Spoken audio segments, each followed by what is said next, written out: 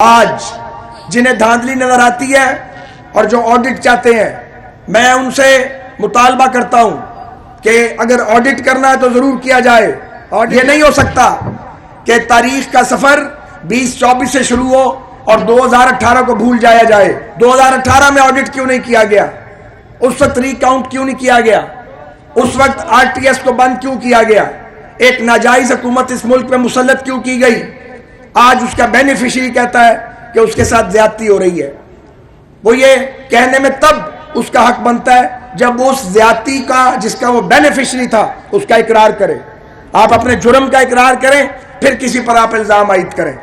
یہ ایک بات میں ڈنکے کی چوٹ پہ کہنا چاہتا ہوں، ہمیں یہ مشورہ دیا جا رہا ہے کہ جو زبان پی ٹی آئی کی ہے وہ زبان ہم استعمال کریں۔ خاص طور پہ جو مسلم لیگ نون کے حامی ڈیجیٹل میڈیا پہ جواب دیتے ہیں پی ٹی آئی والوں کو، بدقسمتی سے انہوں نے بھی وہ زبان استعمال کرنی شروع کر دی، اور وہ چاہتے ہیں کہ مسلم لیگ نون کی لیڈرشپ بھی یہی کرے۔ ہم نے یہ نہیں کرنا، یہ ہمارا دھرم نہیں ہے، یہ ہمارا راستہ نہیں ہے۔ نفرت کا مقابلہ نفرت سے نہیں کیا جائے گا، تعصب کا مقابلہ تعصب سے نہیں کیا جائے گا، اور کلٹ کا مقابلہ کلٹ سے نہیں کیا جائے گا۔ نفرت، تعصب، جھوٹ، سازش، بہتان اور پروپیگنڈا، اس کا مقابلہ کام اور صرف کام سے کیا جائے گا، اور ہم اپنا راستہ نہیں بدلیں گے، اور کوئی دنیاوی طاقت ہمیں اپنا راستہ بدلنے پہ مجبور نہیں کر سکتی۔ تاریخ بھی شاہد ہے اور یہ قوم جانتی ہے کہ ہم نے ہر ظلم کو سہا ہے، لیکن ہم نے اپنا راستہ نہیں بدلا، نہ اپنا نظریہ بدلا، نہ اپنے اصول چھوڑے۔ آج جنہیں دھاندلی نظر آتی ہے اور جو آڈٹ چاہتے ہیں، میں ان سے مطالبہ کرتا ہوں کہ اگر آڈٹ کرنا ہے تو ضرور کیا جائے، آڈٹ ہونا چاہیے، لیکن آڈٹ 2018 سے ہونا چاہیے۔ 2018 میں آڈٹ کیوں نہیں کیا گیا؟ اس وقت ری کاؤنٹ کیوں نہیں کیا گیا؟ اس وقت آر ٹی ایس کو بند کیوں کیا گیا؟ ایک ناجائز حکومت اس ملک میں مسلط کیوں کی گئی؟ آج اس کا بینیفیشری کہتا ہے کہ اس کے ساتھ زیادتی ہو رہی ہے۔ وہ یہ کہنے میں تب اس کا حق بنتا ہے جب وہ اس زیادتی کا جس کا وہ بینیفیشری تھا اس کا اقرار کرے۔ آپ اپنے جرم کا اقرار کریں، پھر کسی پر آپ الزام عائد کریں۔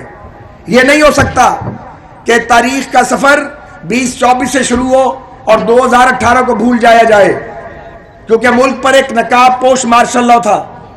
وہ مارشل لاء ڈکلیئرڈ نہیں تھا، اعلانیہ نہیں تھا، لیکن مارشل لاء تھا، اور اس کا چہرہ جناب عمران خان تھے، اور ان کے 4.25 سال نے ملک کا کباڑہ کیا۔ انہوں نے جھوٹ بول کر، بہتان تراشی کر کے، انتقام لے کے، جھوٹے مقدمات بنا کے، اپنے حامی جرنیلوں اور ججوں کو ساتھ ملا کے انہوں نے اپنے مخالفین کا منہ کالا کرنے کی سازش کی۔ ڈیجیٹل میڈیا کی سپورٹ آئی، مغرب کی سپورٹ آئی، جن کی غلامی سے وہ آزادی کی بات کرتے ہیں انہی کی غلامی میں تھے وہ، اور انہی سے وہ سپورٹ لے رہے تھے، اور لوگوں کے دماغوں کو زہر آلود کیا گیا، نئی نسل کو گمراہ کیا گیا، خواتین کی بڑی تعداد کو گمراہ کیا گیا۔ اگر کوئی یہ سمجھتا ہے کہ ہم اس گمراہی کو قبول کر لیں گے، وہ غلط فہمی میں مبتلا ہے، کیونکہ ہم نے ہر دور میں گمراہی اور جبر کو فیس کیا ہے، اس کے لیے اپنی جانیں دے دی ہیں، اپنی جوانیاں لٹائی ہیں۔ کوئی دنیاوی طاقت، میں پھر کہتا ہوں، جبر کی بنیاد پہ، جھوٹ کی بنیاد پہ نہ ہمیں آگے لگا کے دوڑا سکتی ہے اور نہ ہمیں اپنی منزل سے ہٹا سکتی ہے۔ یہ ممکن ہی نہیں ہے، اس زندگی میں یہ ممکن نہیں ہے۔ ہم پختہ لوگ ہیں، پختہ کار لوگ ہیں، بنیاد پرست لوگ ہیں، اپنی بنیاد نہ چھوڑی نہ چھوڑیں گے، اپنے نظریے پہ قائم رہیں گے۔ سارے لوگ جانتے ہیں کہ اگر ہماری جماعت سے بھی کوئی غلطی ہوتی ہے تو میں الحمدللہ ان کارکنوں میں شامل ہوں جو برملا اس کی نشاندہی کرتے ہیں۔ ہم پاکستان میں نفرت کی سیاست نہیں چاہتے، تعصب کی سیاست نہیں چاہتے۔ نفرت، تقسیم اور تعصب اس ملک کو برباد کر کے رکھ دے گا۔ ہم پہلے ہی بہت تقسیم ہو چکے ہیں، اس لیے میڈیا کے ذریعے میں 24 کروڑ پاکستانیوں کو یہ کہنا چاہتا ہوں کہ وہ جذبات سے نکل کے ہوش اور دانش کی بنیاد پہ اپنے فیصلے کریں۔ وہ سب کی بات سنیں، پھر اس کو تولا جائے، جھوٹ پہ یقین نہیں کیا جائے، دیکھا جائے کہ کون ملک کو آگے لے کے جانا چاہتا ہے۔ آج عمران خان کہتے ہیں کہ میں آئی ایم ایف کو خط لکھوں گا۔ آپ لکھیں خط، آپ ضرور لکھے خط، لیکن یہ ایک جرم ہے، قومی جرم جو آپ کرنے جا رہے ہیں، اور آپ نے پہلے بھی اس طرح کے جرائم کیے ہیں۔ میرا خیال تھا کہ جیل بڑوں بڑوں کو بدل دیتی ہے، مثبت سوچ آ جاتی ہے انسان میں، انسان کا اپنے اللہ سے تعلق مضبوط ہو جاتا ہے، دل کا زنگ ادھرتا ہے۔ لیکن ان کے دو فیصلوں نے میری اس توقع پہ پھر پانی پھیر دیا، کیونکہ میں خوش فہم آدمی ہوں، میں اپنے مخالف کے بارے میں ہمیشہ خوش گمانی رکھتا ہوں۔ ایک وزیر اعلیٰ KPK کا جو ان کا نامزدگی کا فیصلہ ہے، وہ کلیئر میسیج ہے کہ وہ ملک میں محاذ آرائی چاہتے ہیں، وہ ڈنڈے سوٹے کی سیاست چاہتے ہیں، وہ نفرت کی سیاست چاہتے ہیں۔ فیصلہ کرنا ان کا حق ہے، اس پہ تبصرہ کرنا ہمارا حق ہے۔ انہوں نے درست فیصلہ نہیں کیا، اس کی سیاسی قیمت بھی وہی ادا کریں گے۔ اور دوسرے یہ جو IMF کو وہ خط لکھ رہے ہیں یا لکھنے جا رہے ہیں جس کا اعلان کیا ہے، مجھے اپنے بھائی سینیٹر علی ظفر سے یہ توقع نہیں تھی۔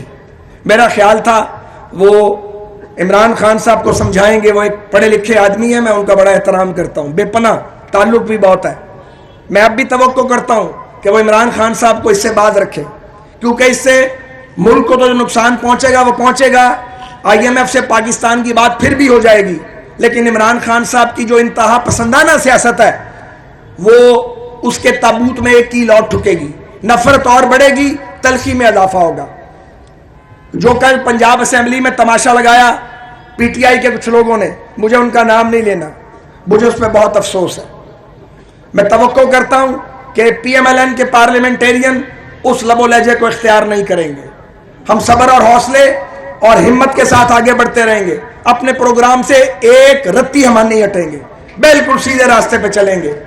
پنجاب کی حکومت انشاءاللہ تعالی آج مریم نواز صاحبہ ہماری چھوٹی بہن اور ہماری پارٹی کی ایک شائننگ سٹار، چمکتا ہوا ستارہ، وہ آج انشاءاللہ وزیر اعلیٰ منتخب ہوں گی پنجاب کی، اپنے والد کی، اپنے چچا کی اور اپنے بھائی کی اس لیگیسی کو وہ آگے لے کے بڑھیں گی کامیابی کے ساتھ۔ ہم ان کو پیٹرنائز بھی کریں گے اور ان کو سپورٹ بھی کریں گے اور ان کی کامیابی کے لیے پورا زور لگائیں گے، کیونکہ حکومت پنجاب کامیاب ہوگی تو پنجاب کامیاب ہوگا، پنجاب کے 12 کروڑ لوگ جو ہیں وہ کامیاب ہوں گے۔ پنجاب کو ڈیولپمنٹ چاہیے، پنجاب کو جو انفراسٹرکچر شہباز شریف بنا گئے تھے اور وہ ٹوٹ پھوٹ گیا عمران نیازی صاحب کے دور میں، اس کو ہمیں ریہیبلیٹیٹ کرنا ہے، لوگوں تک پینے کا صاف پانی پہنچانا ہے، تجاوزات کا مسئلہ ہے، ہاسپٹل کی حالت ناگفتہ بے ہو گئی ہے، اس کو ٹھیک کرنا ہے، جو ایجوکیشنل سسٹم ہے اس کو ری ویپ کرنا ہے، ریسٹرکچر کرنا ہے، ایک لمبا ریفارمز کا ایجنڈا ہے جس پہ کام کرنا ہے۔ جہاں سے تعمیر و ترقی کا سفر ٹوٹا تھا وہیں سے انشاءاللہ تعالیٰ شروع ہوگا دوبارہ تعالیٰ، اور مجھے یقین ہے کہ مریم نواز پنجاب کی ایک بہترین وزیر اعلیٰ انشاءاللہ تعالیٰ ثابت ہوں گی اللہ کے حکم سے۔ اسی طرح مرکز میں پاکستان پیپلز پارٹی کے تعاون سے اور MKM کے تعاون سے اور اتحادی جماعتوں کے تعاون سے چند دن تک جو حکومت بننے جا رہی ہے اس پر بڑا ایک ذمہ داری ہے۔ اس پہ ہم نے اپنی پارٹی کو کہا تھا کہ یہ بوجھ نہ اٹھائیں اور یہ بوجھ کسی اور کو منتقل کریں، اور میں ان لوگوں میں نمایاں تھا جو یہ موقف رکھتے تھے اور رکھتے ہیں، لیکن اب چونکہ فیصلہ ہو چکا ہے، یہ ہماری ذمہ داری ہے کہ آنے والی گورنمنٹ کو ہم مضبوط کریں پاکستان کے لارجر انٹرسٹ کے اندر، اور یہ جو مہنگائی کا جن ہے اس کو کنٹرول کرنے کی کوشش کریں، اور جو بے روزگاری ہے اس میں کمی کے لیے اپنی ایفرٹ کریں۔ ہمیں بڑی ذمہ داری کے ساتھ، بڑے ایک جدوجہد کے ساتھ ہمیں پاکستان کے زخموں پر مرہم رکھنا ہے۔